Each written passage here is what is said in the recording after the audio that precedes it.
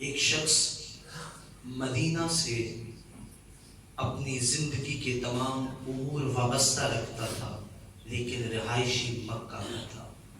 وہ تجارت کی غرض سے مدینے آتا۔ جب وہ آیا مدینے کی گلیوں کے اندر تو ایک عورت کو اپنی محبوبہ بنا بیٹھا۔ یہ میرے حضور کے دور کی بات ہے۔ تو اس عورت کا نام ام قیس تھا۔ چند روز گزرے، حکمت خداوندی کہ ہجرت کا حکم ہوا میرے حضور کو کہ مکہ کو چھوڑ کے مدینے کی جانب کا رخت سفر باندھے۔ تو اس شخص نے کہا کیا یہ اچھا ماجرا ہوا کہ ہم لوگ مکے سے مدینے کے راہی بن گئے۔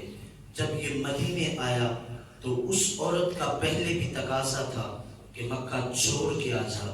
جب یہ مکے کو چھوڑ کے مدینے میں آ گیا، میرے حضور علیہ الصلوۃ والتسلیم کو اس چیز کا علم ہوا کہ یہ شخص تو اس عورت کے نکاح کی خاطر یہاں پہنچا ہے۔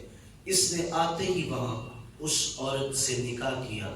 جب اس عورت سے نکاح کیا تو صحابہ اسے اس بات کی طرف ہمیشہ توجہ دلاتے تھے، اے مہاجر ام قیس، میرے حضور کو جب اس بات کے متعلق پتہ چلا تو میرے حضور نے اس وقت اس حدیث مبارکہ کو ارشاد فرمایا انما الاعمال بالنیات، اعمال کا دار و مدار نیتوں پہ ہے۔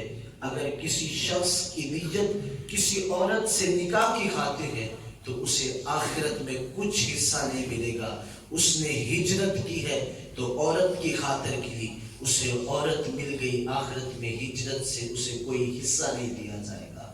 اگر کوئی شخص ہجرت اس غرض سے کر کے آئے کہ اس کی غرض دنیا کا مال ہو تو دنیا کا مال تو مل گیا، لیکن آخرت میں کوئی حصہ نہیں۔ اگر انسان کی نیت صاف ہو اور اچھی ہو تو انسان کی ہر جگہ پہ اللہ رب العزت مدد بھی کرتا ہے اور اس کے ہر عمل میں اللہ برکتوں کا رسول فرما دیتا ہے۔